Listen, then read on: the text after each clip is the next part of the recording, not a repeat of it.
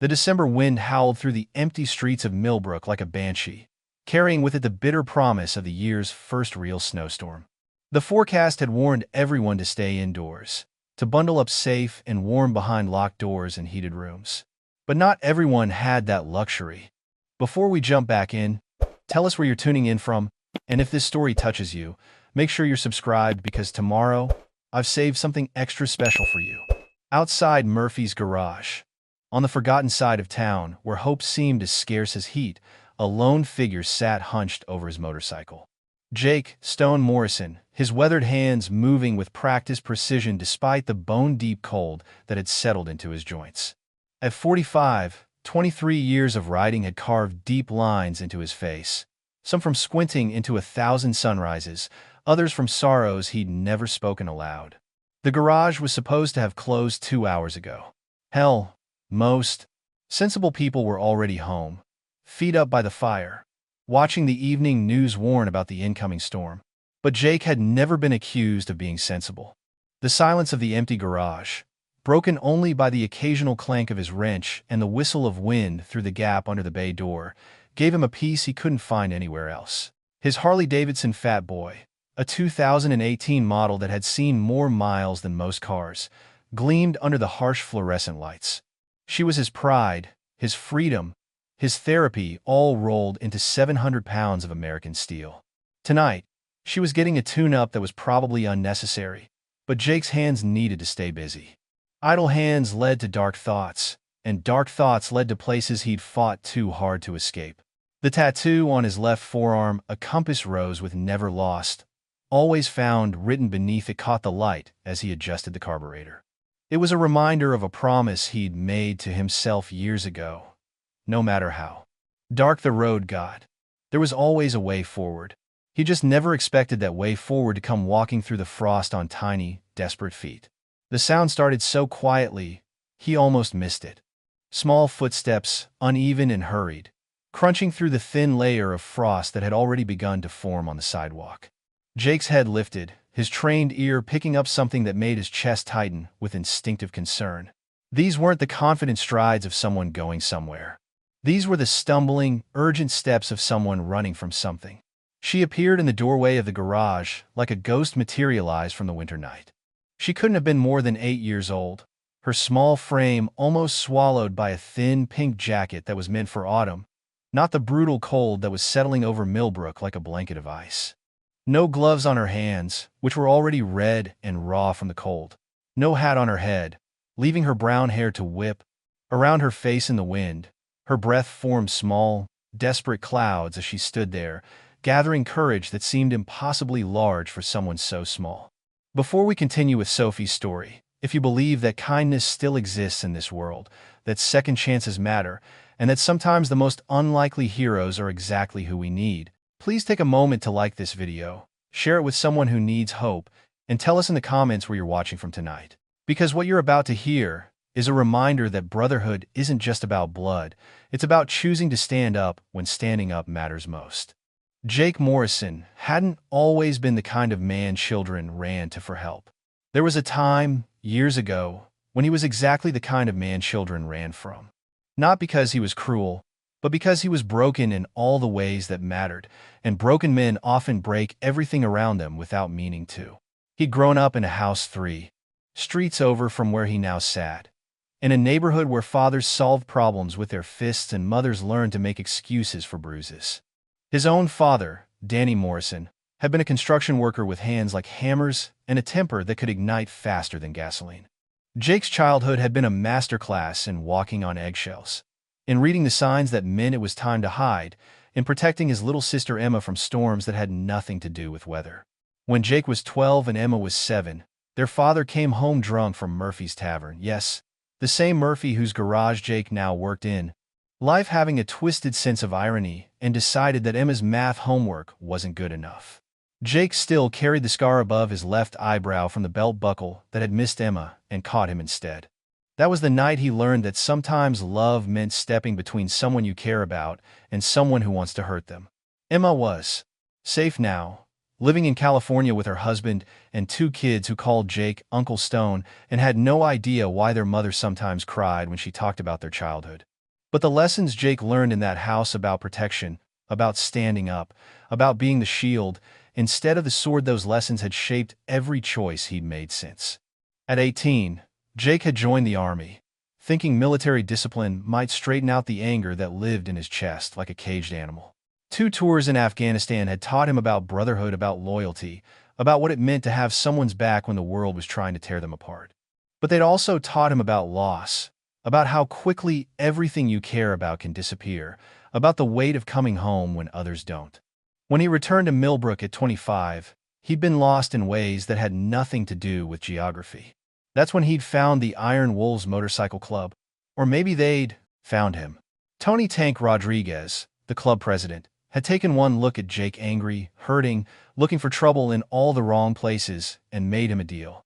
Channel that rage into something useful, or find somewhere else to self-destruct. The Iron Wolves weren't outlaws, despite what Hollywood movies might suggest. They were mechanics and teachers, veterans and construction workers, nurses and small business owners who happened to find freedom and family on 2 wheels. Their patches didn't mark them as criminals. They marked them as brothers who'd chosen each other when the world had given up on them. Jake had found his calling in Murphy's garage, working with his hands, fixing things that were broken, making engines purr like content cats. Old Murphy himself, a Vietnam vet who understood nightmares and the healing power of useful work, had taught Jake that sometimes the best therapy came from taking something apart and putting it back together better than it was before. And now, 20 years later, with his demons mostly quiet and his hands steady, Jake looked up to see a little girl who reminded him painfully of Emma at that age, small, scared, but with a kind of determined bravery that broke his heart and made him proud at the same time. "What are you doing out here, kid?" Jake asked, his voice naturally softening the way it always did around children. Despite his intimidating appearance, 6'2", arms covered in tattoos that told stories of service and brotherhood, beard that made him look like a Viking, he'd always had a gentle way with kids. Maybe because he remembered being one who needed gentleness and hadn't always found it. "Where are your parents?" The girl stepped closer, her small sneakers squelching in the slush that was forming as the temperature hovered just above freezing. Up close, Jake could see that her thin jacket was worn at the elbows, her jeans had a carefully mended tear at the knee, and her eyes held the kind of wariness that no 8-year-old should possess, the look of a child who'd learned too early that adults weren't always safe. "My name's Sophie," she said, her voice barely above a whisper, but carrying a determination that seemed too big for her tiny frame. "Sophie Martinez. I live on Elm Street, the blue house with the broken fence." Jake knew the house. He'd driven past it countless times on his way to and from work. It was the kind of place that spoke of dreams deferred and hopes worn thin, paint peeling, yard overgrown, the general air of a family hanging on by their fingernails. "Sophie's a pretty name," Jake said, crouching down so he was closer to her eye level, making himself smaller and less intimidating. "I'm Jake, but most folks call me Stone. What brings you out on such a cold night, sweetheart?" And that's when Sophie's carefully maintained composure cracked like ice under pressure, tears spilling down her cheeks as the words tumbled out in a rush of desperation and hope. "My dad. He's gonna hurt Buddy. He said tomorrow morning. He's gonna take him to the woods and... Her voice broke, unable to finish the sentence that was too terrible for an 8-year-old to have to speak. Jake felt his blood turn to ice, and it had nothing to do with the weather. "Who's Buddy, sweetheart?" "My dog. He's a golden retriever, and he's the best dog in the whole world, mister. He's all I got. When Mom works late and when Dad's angry, Buddy sleeps in my room and makes me feel safe. But Dad says Buddy bit the neighbor's kid, Tommy, but he didn't. Tommy was pulling his tail and being mean, and Buddy was just scared. He would never hurt anybody on purpose, I swear." The words hit Jake like physical blows. In his mind, he saw Emma at 7 years old, crying over a stray kitten their father had taken care of because it was just another mouth to feed. He saw his own reflection in Sophie's eyes, a child desperate to protect something innocent and helpless, willing to trust a stranger because they had nowhere else to turn. Dad's been drinking again, Sophie continued, wiping her nose with the back of her hand. He lost his job at the factory last month, and he's been mad at everything. Mom tries to make him feel better, but nothing works. Tonight, he said Buddy was just one more problem he didn't need, and tomorrow morning he was going to solve it permanent-like. Jake's jaw tightened as he absorbed what Sophie was telling him. 23 years of life experience, military training, and hard-won wisdom all told him the same thing. This little girl wasn't exaggerating. She wasn't being dramatic. She was a child facing a very real crisis, and she'd chosen to trust him with it. Sophie, honey, I need you to listen to me very carefully, Jake said, his voice steady despite the storm of emotions building in his chest. How did you know to come here? How did you know to find me? Sophie looked down at her feet, suddenly shy. Yesterday, when Mom brought me to the corner store to get milk, I saw you working here. There was this orange cat, really skinny, and it was just sitting by your motorcycle. And you stopped working and gave it some of your sandwich. You talked to it real, gentle-like, and you didn't try to shoo it away or nothing. I thought maybe someone who's nice to cats might be nice to dogs too, and to little girls who don't know where else to go. The simplicity of her logic, the desperate hope that had led her to base everything on a moment of kindness she'd witnessed, nearly broke Jake's heart. That orange cat, Rusty, he'd started calling him, had been hanging around the garage for weeks. Jake had been leaving food for him, trying to earn enough trust to get him to a vet. It was such a small thing, barely worth thinking about. But to Sophie, it had been a sign that maybe, just maybe, there was one adult in her world who understood about protecting the helpless. Where's your mom right now, Sophie? Home. She tried to talk to Dad about Buddy, but it just made him madder. He started yelling about how we can't afford dog food when we can barely afford people food, and how Buddy's just a burden, and how he should have done this months ago. Mom started crying, and I snuck out when Dad went to get another beer. I had to, mister. I had to try something. Jake stood up slowly, his mind already working through possibilities, complications, legal ramifications. He wasn't a cop, wasn't a social worker, wasn't officially qualified to handle this kind of situation. But he was a man who'd made a promise to himself years ago to never walk away when someone needed help, especially someone who couldn't help themselves. Sophie, I want to help you and Buddy, but I need you to be very brave for me, okay? Can you show me where Buddy is right now? Sophie nodded eagerly, relief flooding her features. He's in the backyard. Dad made Mom put him outside because he said he couldn't stand looking at him anymore. But it's so cold, and Buddy's never been outside all night before. He must be so scared. They walked together through the quiet streets, Sophie's small hand finding its way into Jake's larger one. The trust implicit in that gesture, a child placing her safety in the hands of a stranger because she had no other choice, weighed on Jake, like a responsibility he'd been preparing for his entire life without knowing it. The Martinez house was exactly what Jake had expected. A small, two-story structure that had probably been charming 20 years ago, but now bore the unmistakable signs of a family under financial and emotional stress. The gutters hung at odd angles. The front steps had a sag that spoke of wood rot, and through the thin curtains of the front window, Jake could see the flickering blue light of a television and the silhouette of a man pacing back and forth. Sophie led him around to the back of the house, staying low and quiet with the practiced stealth of a child who'd learned that sometimes survival meant being invisible. In the far corner of the small backyard, barely visible in the dim light from the neighbor's porch, was a makeshift doghouse. Really, just a large cardboard box turned on its side, with an old blanket thrown over it for warmth. And there was Buddy. He was exactly as Sophie had described, a golden retriever, probably about 3 years old, with the kind of gentle face that spoke of a dog who'd been loved and had loved in return. He was shivering despite the blanket, his golden fur damp from the mist that had started to fall. When he saw Sophie, his tail wagged weakly, and he tried to crawl out of his makeshift shelter. "Hey, Buddy," Sophie whispered, kneeling down to wrap her arms around the dog's neck. "I brought help. This is Jake, and he's going to make sure Dad doesn't hurt you."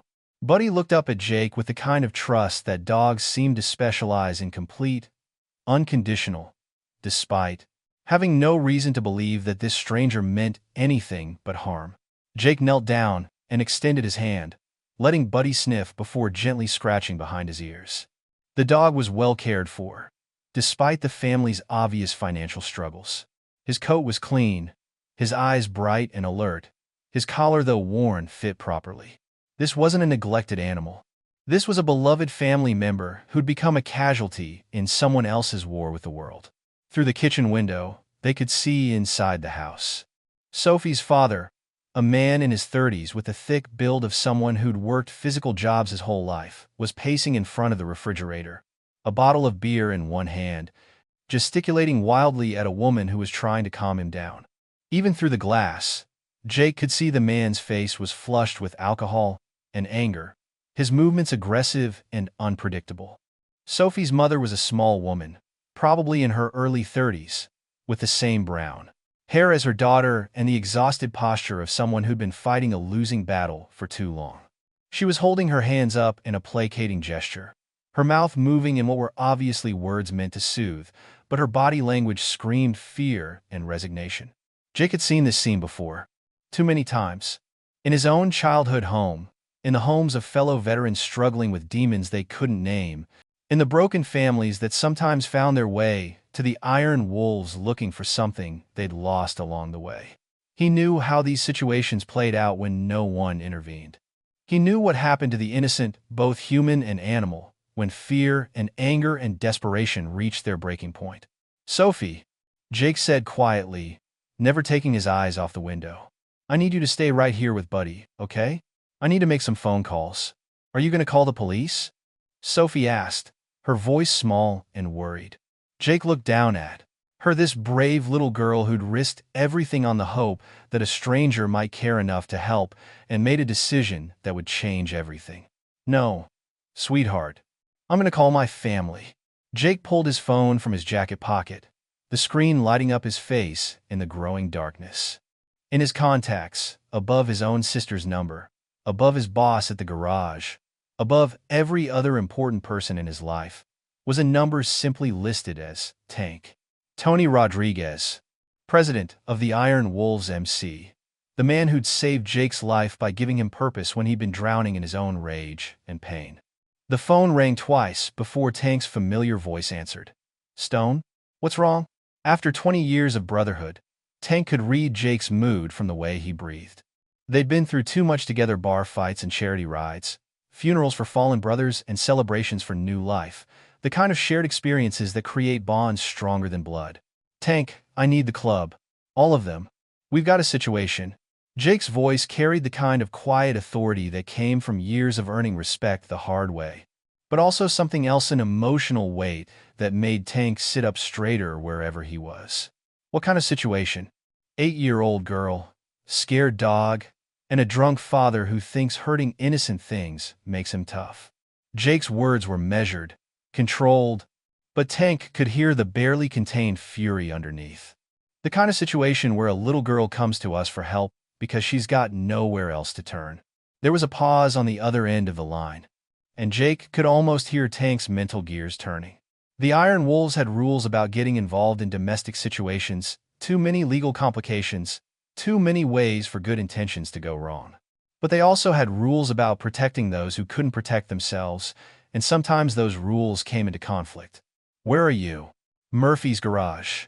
"I need them here in 20 minutes, Tank. This can't wait until morning." "Stone, you know I trust your judgment, but domestic situations." "This isn't domestic, Tank. This is a child who walked through freezing cold to ask us for help because she watched me feed a stray cat and thought maybe I'd understand about protecting something helpless. This is what we're supposed to be about." Another pause, longer this time. Then Tank's voice came back, firm and decisive. 20 minutes. I'll make the calls." Jake hung up and knelt back down next to Sophie, who was still holding Buddy and watching the house with the alert wariness of a child who'd learned to read danger in adult voices and body language. "Who did you call?" she asked. "My brothers," Jake said. "They're coming to help." "How many brothers do you have?" Jake smiled despite the gravity of the situation. "More than you might expect, kiddo." As they waited, Jake kept one eye on the house and one on Sophie. Through the window, The argument between her parents seemed to be escalating.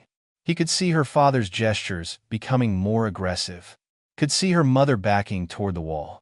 At one point, something crashed, probably a plate or glass, and Sophie flinched like she'd been struck. "Does he hurt you, Sophie?" Jake asked gently. "Or your mom?" Sophie was quiet for a long moment, her face buried in Buddy's fur. When she spoke, her voice was so small, Jake had to strain to hear her. Not hit. Not really. But he grabs Mom's arm sometimes, and he shouts a lot. And when he gets really mad, things get broken. Mom says he's just sad about losing his job, and that people do stupid things when they're sad, but she looked up at Jake with eyes that held too much understanding for someone her age. "I don't think sad people should make other people scared all the time." Jake felt his chest tighten. This little girl had just articulated something that had taken him years of therapy and soul-searching to understand. Pain didn't excuse causing pain to others, and fear should never be a constant presence in a home. "You're very smart, Sophie, and very brave." "I don't feel brave. I feel scared all the time." "You know what courage is?" Jake asked. "Courage isn't not being scared. Courage is being scared and doing the right thing anyway. You walk through a freezing night to ask for help for someone you love. That's about the bravest thing I've ever heard." The first motorcycle arrived exactly 18 minutes after Jake's call. He recognized the sound of Tank's Harley before he saw the headlight cutting through the darkness. Tank never rode alone. When the club was mobilizing behind him, came the low rumble of multiple engines, growing louder as more bikes rounded the corner onto Elm Street. Sophie's eyes widened as the street began to fill with motorcycles. "Are they all really your brothers?" "Every single one," Jake said, standing as Tank pulled up to the curb and killed his engine. Tony "Tank" Rodriguez was exactly what his nickname suggested, a solid, immovable force of a man who stood just over 6 feet tall and carried himself with the quiet confidence of someone who'd never needed to prove how tough he was. At 52, he was old enough to be Sophie's grandfather. But his dark eyes still held the sharp intelligence that had made him a successful small business owner and a leader that men twice his size respected without question.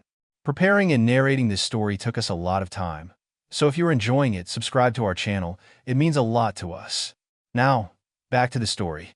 Behind Tank came the others, arriving in ones and twos until the entire block looked like the parking lot of a biker rally. Miguel "Ghost" Santos, the club's road captain, whose nickname came from his ability to appear and disappear without making a sound. Sarah "Phoenix" Chin, one of only 3 women in the club and someone who'd earned her patch by riding cross-country alone to deliver medicine to a children's hospital during a blizzard. Danny "Wrench" Murphy, no relation to the garage owner, whose mechanical skills were legendary and whose gentle nature with animals had made him the unofficial veterinarian for every stray the club adopted. There was Big Pete, who'd been riding since before most of them were born and whose stories could fill books. Maria "Spike" Rodriguez, Tank's younger sister, who ran a nonprofit for domestic violence survivors and had insisted on coming despite the late hour. Kevin "Preacher" Johnson, an actual minister who split his time between Sunday sermons and Saturday rides. James "Doc" Williams, an emergency room physician who always carried medical supplies in his saddlebags. They came from dinner tables with their families, from warm houses where they'd been watching television or helping kids with homework, from comfortable beds where they'd been settling in for the night. They came because one of their own had called, and because they all understood what it meant to be someone's last hope. But most importantly, they came because every single one of them had been Sophie at some point in their lives, alone, scared, and in need of someone who cared enough to help. Sophie watched in amazement as the street filled with leather-clad figures climbing off motorcycles, their breath forming clouds in the cold air. To an outsider, it might have looked like an invasion. To Sophie, it looked like an answer to prayer. "Holy moly," she whispered. "There's so many of them." Tank approached slowly, his massive frame somehow managing to seem less intimidating as he knelt down to Sophie's level. A trick he'd learned from years of dealing with frightened children through his sister's organization. "You must be Sophie," he said, his voice surprisingly gentle for someone his size. "I'm Tank. Stone called us because he said you needed help with something important." Sophie nodded, suddenly shy in. the face of so much adult attention. But Jake put a reassuring hand on her shoulder, and she found her voice. My dad wants to hurt my dog tomorrow. Buddy never hurt nobody, but Dad says he's going to take him to the woods and. She couldn't finish the sentence, but she didn't need to. Every adult present understood exactly what she was afraid of. Tank's expression darkened, but when he spoke to Sophie, his voice remained gentle. Well, we can't let that happen, can we? Would you like to introduce us to Buddy? For the next few minutes, the small backyard filled with bikers meeting a golden retriever who seemed to understand that these intimidating strangers were there to help. Buddy, probably overwhelmed by all the attention but clearly enjoying it, wagged his tail and accepted pets and ear scratches from a dozen different hands. Phoenix, who had 3 rescue dogs of her own, did a quick examination. He's in good shape, she reported. Well-fed, good muscle tone, clean coat. This dog has been loved and cared for. He's just scared right now. Doc Williams checked Buddy's paws and legs for injuries from being outside in the cold. Nothing that won't heal with warmth and rest, he said. But he shouldn't be out here much longer. As the bikers gathered around Sophie and Buddy, neighbors began to appear at windows and on porches. The Johnsons from next door, the elderly Hernandez couple from across the street, the college students who rented the duplex on the corner, all drawn by the unusual sight of so many motorcycles on their quiet street. Mrs. Johnson, a woman in her 60s who'd lived on Elm Street for 30 years, approached cautiously. Is everything all right? Should we call the police? Tank turned to face her, his imposing figure somehow managing to convey reassurance rather than threat. Evening, ma'am. We're just here to help a little girl with a problem. Nothing for you to worry about. But Mrs. Johnson's attention had shifted to Sophie, and her expression changed to one of recognition and concern. Sophie, honey, what are you doing outside? It's freezing. You know her? Tank asked. She walks past my house every day going to school. Always waves, always smiles. Sweet little thing. Mrs. Johnson looked between Sophie, the bikers, and the house where they could all hear shouting getting progressively louder. Her father. He's been having a hard time since he lost his job. The whole family's been struggling. Has he ever hurt her? This question came from Maria, whose professional experience had taught her to ask direct questions about dangerous situations. Mrs. Johnson hesitated, clearly torn between not wanting to gossip and being concerned for a child's welfare. Not that I've seen, but there's been a lot of yelling lately. A lot of broken glass ending up in their trash can. And I've seen her mother with bruises she claimed came from being clumsy. Tank and Jake exchanged a look. They'd both seen enough to know what being clumsy usually meant in situations like this. Well, Tank said, his voice carrying the kind of authority that made people listen. Tonight, we're just here about the dog. But it's good to know the neighbors are paying attention. Tank approached the front door with the measured steps of someone who'd been in confrontational situations before and knew the value of staying calm. Behind him, spread across the yard and street, 47 members of the Iron Wolves MC stood ready not for violence, but for whatever it took to protect a little girl and her dog. The sound of Tank's knock cut through the night air like a gunshot. Inside the house, the arguing stopped abruptly, replaced by confused murmuring and the sound of footsteps approaching the door. When Carlos Martinez opened the door, the sight that greeted him was enough to sober him up faster than a pot of coffee. Tank's imposing figure filled the doorway, and behind him, the street looked like a scene from a movie about motorcycle gangs. Except this wasn't Hollywood, and these weren't actors. Carlos Martinez was a man in his early 30s, with the thick build of someone who'd worked construction his entire adult life. Under normal circumstances, he probably wasn't a bad man, just someone who'd been ground down by unemployment, financial stress, and the kind of pride that made it hard to ask for help when you needed it most. But tonight, with alcohol clouding his judgment and anger making him reckless, he looked like exactly the kind of person who might hurt an innocent animal to feel some measure of control over his life. What the hell is this? Carlos demanded, his words slightly slurred but his posture aggressive. Get off my property. Tank remained perfectly calm, his voice steady and reasonable. Evening, Mr. Martinez. We're here about your dog. What about my dog? That's none of your damn business. Behind Carlos, Sophie's mother appeared in the doorway. Elena Martinez was a small woman, probably in her early 30s, with the kind of worn-down beauty that spoke of someone who'd once had dreams that life had slowly eroded away. Her dark hair was pulled back in a messy ponytail, and Jake could see the barely concealed fear in her eyes as she took in the scene on her front lawn. "Carlos, please," Elena said quietly, her voice carrying the practiced calm of someone who'd learned to de-escalate volatile situations. "Let's just see what they want." Tank's attention shifted to Elena, and his voice somehow became even gentler. "Ma'am, we're here because your daughter came to us for help. She's worried about what might happen to Buddy tomorrow." Elena's face went pale. "Sophie, where is she? She was supposed to be in bed." "She's safe," Tank assured her. "She's with our friend Stone, and she's perfectly fine. But she was worried enough to walk through freezing weather to ask us for help." Carlos's face flushed with a combination of alcohol, embarrassment, and anger. That little she had no right to go bothering strangers with family business. "Actually," said a new voice, "she had every right." This came from Phoenix, who'd moved up to stand beside Tank. At 5'6", with silver-streaked black hair and the kind of quiet confidence that commanded respect, she specialized in situations exactly like this one. "My name is Sarah Chin," she continued, addressing both parents but focusing primarily on Elena. "I run a nonprofit organization that helps families in crisis. I'm also a member of this motorcycle club. And I'm here to tell you that what your daughter did tonight, reaching out for help when she was scared, was exactly the right thing to do." Carlos stepped forward aggressively, and Jake felt every muscle in his body tense. But Tank simply raised one hand, not threateningly, just a gesture that somehow managed to stop Carlos in his tracks. "Here's the situation," Tank said, his voice carrying the kind of authority that came from years of leading men who didn't follow anyone lightly. "Your daughter is scared that you're going to hurt her dog. Your neighbors are concerned about the level of conflict in your home. And now you've got 47 people who care about the welfare of children and animals standing in your street. You can't tell me what to do with my own dog." "You're absolutely right," Tank agreed. "We can't. But we can make you an offer that might solve everyone's problems."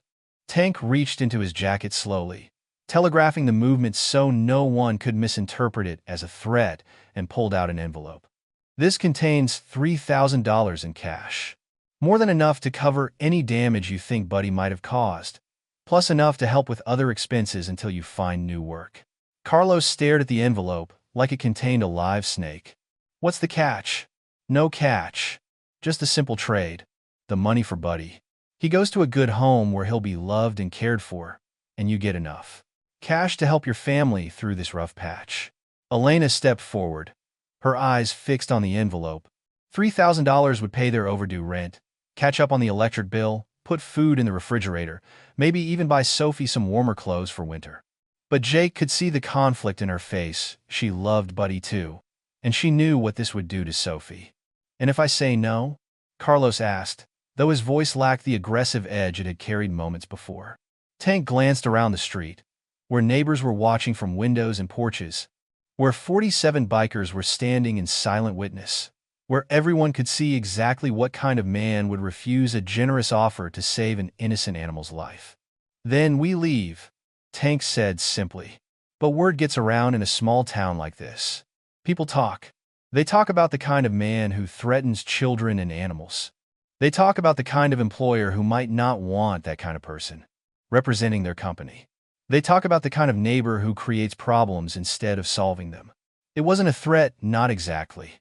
It was just a statement of fact about how small communities work, about how reputations are built and destroyed, about how quickly someone can find themselves isolated when they're seen as a danger to the innocent. Jake could see Carlos working through the math in his head. $3,000 versus whatever satisfaction he might get from asserting his authority over a dog. The alcohol was wearing off, and reality was setting in.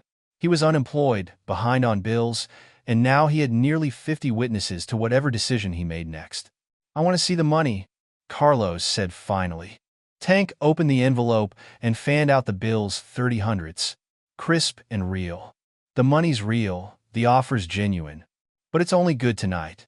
Tomorrow, We go back to our regular lives, and you handle your problems however you see fit."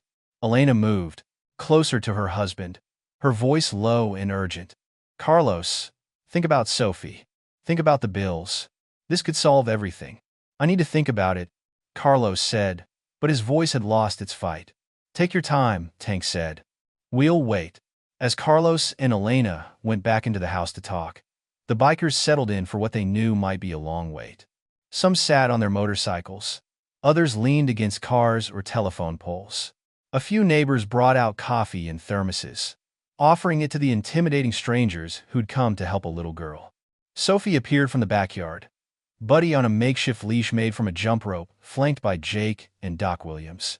She looked up at all the adults, bikers, and neighbors, people who'd come out in the cold to help her when her own family couldn't, and Jake saw something change in her expression. For the first time all night, she looked like she believed everything might actually be okay. "Is my dad gonna let you take Hay, Buddy?" she asked Tank. Tank knelt down to her level, his massive frame folding like origami to bring himself to 8-year-old height. "I don't know yet, sweetheart. But whatever happens, you did the right thing by asking for help.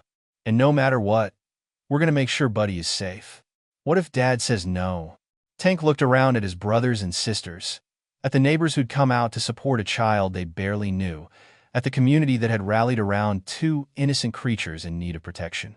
"Sophie, do you see all these people? All these motorcycles? All these adults who came out on a cold night because you asked for help?" She nodded. "This is what we call brotherhood. And it's not just about the patches on our jackets or the bikes we ride. It's about choosing to stand up when standing up matters. Tonight, you became part of that brotherhood. And that means no matter what happens, you're never going to face anything alone again." 15 minutes later, Carlos and Elena emerged from the house. Elena was crying, but her tears seemed to be more relief than sadness. Carlos was carrying Buddy's food bowl, his leash, and a stuffed duck that was clearly the dog's favorite toy. "The money," Carlos said, his voice rough with emotion Jake couldn't quite identify. "I want to see it again." Tank showed him the cash again, and Carlos stared at it for a long moment. When he spoke, his voice was barely above a whisper. "My grandmother always said that when you're drowning, you don't get to choose who throws you a rope." He looked around at all the bikers, all the neighbors, all the people who'd come together for his daughter and her dog. "I've been drowning for months. Lost my job, can't pay the bills, taking it out on everyone I'm supposed to protect. I don't deserve this help, but my family does." Tank handed him the envelope. "Everyone deserves a second chance, Carlos. What you do with yours is up to you." Carlos took the money with shaking hands, then knelt down to say goodbye to Buddy. For a moment, his carefully maintained facade cracked, and Jake could see the man he probably was when he wasn't scared and angry and drinking to forget his problems. "You be a good dog, Buddy," Carlos whispered, scratching behind the golden retriever's ears. "You take care of yourself, and maybe someday, when I get my life figured out." He couldn't finish the sentence, but everyone understood. Phoenix's pickup truck was equipped with a custom dog crate in the back. She'd transported enough rescue animals over the years to come prepared for situations exactly like this one. As Buddy was gently loaded into the truck, tail still wagging despite all the chaos and confusion, Sophie climbed up to give him one last hug. "Phoenix is going to take really good care of you," she whispered into his fur. "She's got other dogs and a big yard, and she'll make sure you're never cold or scared again." Buddy licked her face, his tail thumping against the forwarded side of the crate, and for a moment everyone present had to look away, because the sight of a little girl saying goodbye to her best friend was almost too much to bear. But then Sophie surprised everyone by stepping back with dry eyes and a smile that was braver than anything Jake had seen in years. "I'll come visit you," she announced to Buddy. "Phoenix said I could come see you whenever I want, and maybe when Dad gets better and we have more money, maybe you can come home. But right now, you're going to be safe, and that's what matters most." Phoenix knelt down beside Sophie, her voice gentle but serious. "Sophie, I want you to have my phone number. If you ever need anything, if you're scared, if someone's being mean to you, if you just want to talk, you call me, okay? Day or night, doesn't matter. You're part of our family now." As the bikers began to disperse, many of them stopped to talk with Sophie, to give her their phone numbers, to let her know that she'd gained not just one ally tonight, but dozens. Big Pete gave her a stuffed teddy bear he kept in his saddlebags for situations exactly like this. Doc Williams left a first aid kit with Elena, along with his business card and an offer of free medical care for the family. Maria Spike gave Elena information about job training programs and financial assistance available through her organization. But it was Preacher who perhaps gave the most important gift of all. He approached Carlos as the man stood on his front porch, watching his daughter say goodbye to neighbors who'd become friends, watching his wife smile for the first time in months, counting money that represented hope instead of desperation. "Carlos," Preacher said, his voice carrying none of the judgment that Carlos probably expected. "I run a men's group at my church. Every Tuesday night, 7 o'clock.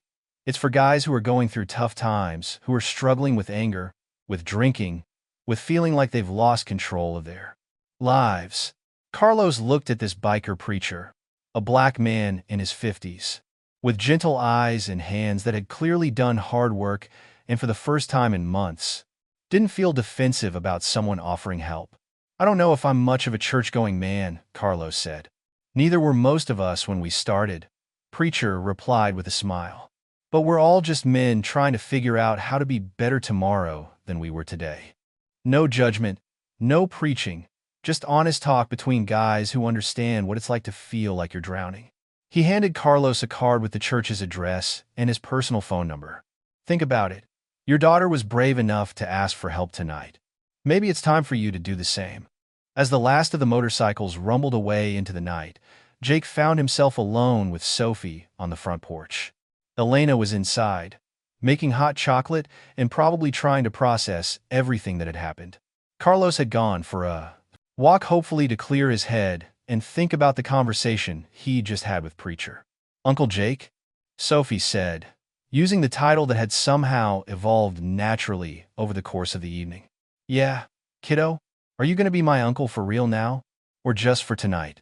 Jake knelt down one more time, looking into the eyes of this 8-year-old girl who'd changed his life by trusting him with hers. "Sophie, I've been a lot of things in my life. I've been a soldier, a mechanic, a biker, a brother.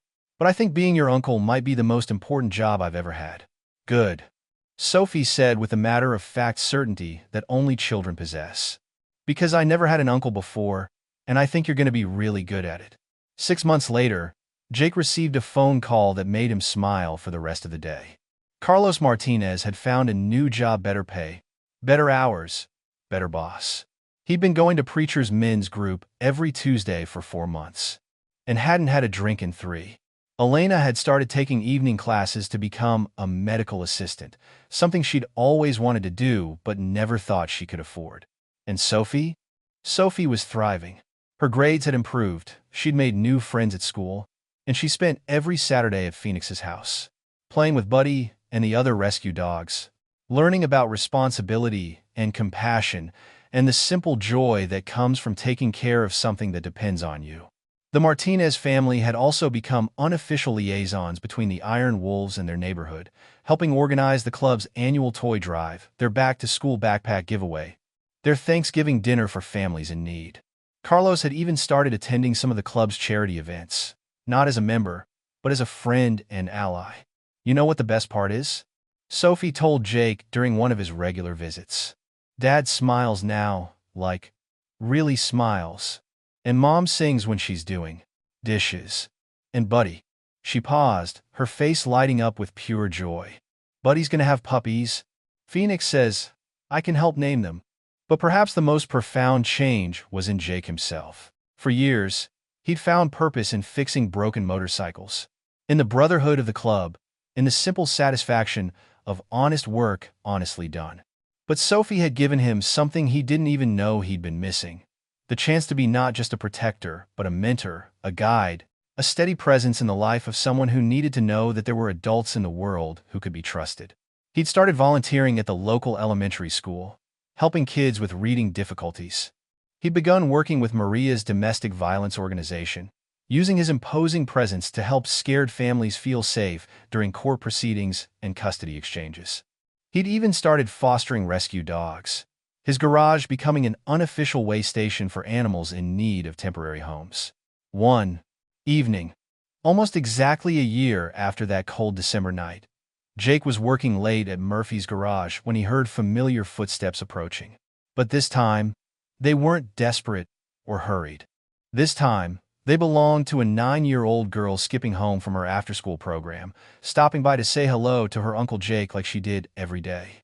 "Hey, Uncle Jake," Sophie called out, her voice bright and cheerful. "Guess what happened at school today?"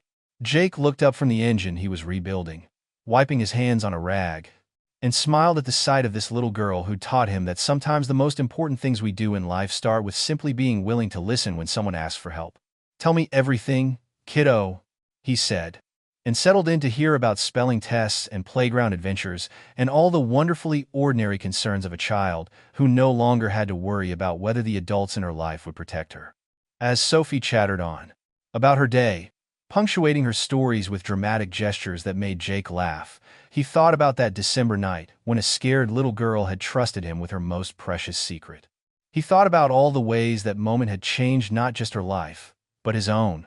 He thought about brotherhood, not just the kind that came with patches and motorcycles, but the deeper kind that connected all people who chose to stand up for those who couldn't stand up for themselves.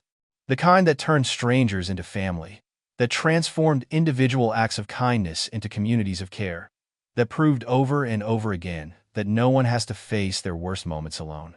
Outside, the first snow of another winter was beginning to fall, but inside Murphy's garage, warmed by the presence of chosen family and the satisfaction of work well done, Jake Morrison had never felt less cold in his life. 2 years after that December night, the annual Iron Wolves charity ride had become one of the biggest events in Millbrook's calendar.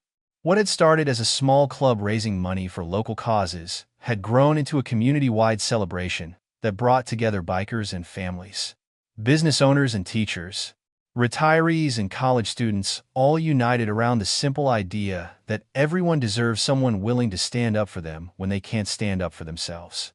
The ride always ended at Murphy's garage, which had been transformed for the day into a festival grounds complete with live music, food trucks, and booths representing local charities and community organizations.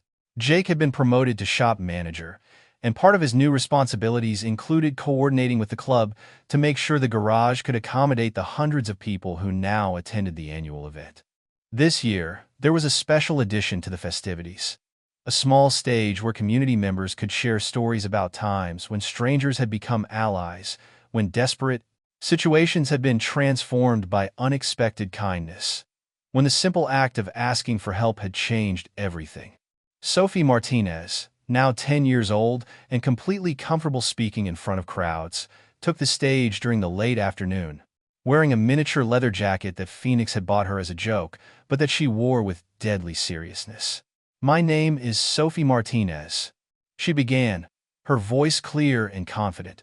"And 2 years ago, I learned that sometimes the scariest-looking people have the biggest hearts." She told her story, not with the desperation and fear that had marked that December night, but with the wisdom of someone who'd learned that courage often looks like simply knowing when to ask for help. She talked about Buddy, who was sitting at Phoenix's feet next to the stage, now the proud father of 6 puppies who'd all been adopted by Iron Wolves families.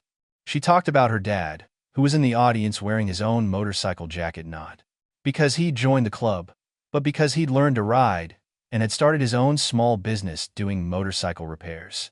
But mostly, Sophie concluded, "I want to talk about Uncle Jake, who taught me that family isn't just about blood, and that sometimes the most important thing you can do for someone is just believe them when they say they need help." She gestured toward Jake, who was standing off to the side of the stage, his face red with embarrassment, but his eyes bright with pride. "Uncle Jake says that everybody's got a story, and everybody's got something they're good at, and everybody deserves someone who'll stand up for them when they can't stand up for themselves. So, if you're here today and you're scared about something, or you're worried about someone you love, or you just don't know where to turn, don't give up. Because somewhere out there, there's probably a bunch of people on motorcycles who are just waiting for someone to give them a chance to help." The applause was thunderous, but Sophie wasn't finished. "Oh, and one more thing," she added with the grin of someone who'd saved the best for last. Buddy, and I want to announce that we're officially starting the first ever Kids and Dog Safety Club, where kids can learn how to take care of animals and animals can learn how to trust kids again. Our first meeting is next Saturday at Phoenix's house, and everyone's invited. As Sophie climbed down from the stage and was immediately surrounded by other children wanting to hear more about the Kids and Dog Safety Club, Jake felt a hand on his shoulder. He turned to find Tank, whose expression was somewhere between proud and amused. "You know what you've done, don't you?" Tank asked. "What's that?" "You've created a monster. That kid's gonna grow up to change the world." Jake watched Sophie animatedly describing her plans to a group of fascinated children, while Buddy wagged his tail and accepted pets from anyone who offered them. Carlos and Elena Martinez stood nearby, their arms around each other, their faces glowing with the kind of pride that comes from watching your child discover her own strength. "Yeah," Jake said, his voice thick with emotion he didn't try to hide. "I think she just might." As the sun set over Millbrook and the annual charity ride wound down, as motorcycles began to rumble away into the evening, and families gathered up their children and their memories, Jake Morrison sat on his own bike in the parking lot of Murphy's garage and reflected on the strange and wonderful ways that life could change in the span of a single conversation. 2 years ago, he'd been a man with a job, a club, and a sense of purpose that felt complete. He thought he knew what brotherhood meant, what it looked like to protect the innocent, what it felt like to make a difference in the world. But Sophie Martinez had taught him that sometimes the most profound changes start with the smallest gestures: a stranger feeding, a stray cat, a frightened child choosing to trust instead of hide, a community deciding that everyone's problems are everyone's responsibility. She taught him that family isn't defined by biology, but by choice, that courage isn't the absence of fear, but the presence of love, and that sometimes the most important thing you can do is simply show up when someone needs you to. As Jake fired up his Harley and prepared to head home, where a rescue dog named Rusty, the same orange cat that had inadvertently brought Sophie to him, was waiting for dinner and companionship, he thought about all the children in the world who might be facing their own December nights, their own impossible choices, their own desperate need for someone to care. He thought about all the adults who had the power to be that someone. If they could just remember what it felt like to be small and scared and hoping that somewhere in the world, there was a person who understood about protecting the innocent. And he thought about Sophie, who was somewhere in this same town getting ready for bed, probably telling Buddy about her plans for the Kids and Dog Safety Club, probably already dreaming about all the ways she was going to make the world a little bit safer for those who couldn't protect themselves. The sound of Jake's motorcycle faded into the distance, but the story he and Sophie had written together about trust and courage, about chosen family and second chances, about the extraordinary things that can happen when someone believes that a scared little girl and her dog are worth standing up for. That story continued to echo through the streets of Millbrook, inspiring other acts of kindness, other moments of courage, other decisions to choose love over fear. Because that's how the best stories work. They don't really end. They just inspire other people to start writing stories of their own. If this story moved you, if it reminded you that courage comes in all forms and kindness can wear leather and ride on two wheels, please take a moment to like this video and share it with someone who might need to remember that there are still good people in the world. Drop A in the comments if you believe that every innocent creature deserves someone willing to fight for them, and tell us where you're watching from tonight. Your story, whatever it is, wherever you are, matters just as much as Sophie's. Because the truth is, we're all just walking each other home in this life. And sometimes the person walking beside you, protecting you from the darkness, making sure you never have to face your fears alone, might just be someone who looks nothing like what you expected, but everything like what you needed. Remember, heroes don't always wear capes. Sometimes they wear leather patches and answer the call when a child whispers, "Please save my dog from Dad." Sometimes they're mechanics with gentle hearts, preachers who ride motorcycles, and little girls brave enough to trust strangers with their most precious secrets. And sometimes they're you reading this right now, maybe thinking about someone in your own life who could use a little help, a little hope, a little reminder that they're not alone in this world. The Iron Wolves Motorcycle Club is fictional, but the spirit behind their story is real. Across the world, In communities just like Millbrook, ordinary people are doing extraordinary things simply because they believe that everyone deserves someone willing to stand up for them. Be that someone. Be Sophie's courage. Be Jake's kindness. Be the reason someone else believes in second chances and chosen family and the power of showing up when it matters most. Because that's how we change the world, one act of brotherhood at a time. Up next, you've got two more standout stories right on your screen. If this one hit the mark, you won't want to pass these up. Just click and check them out.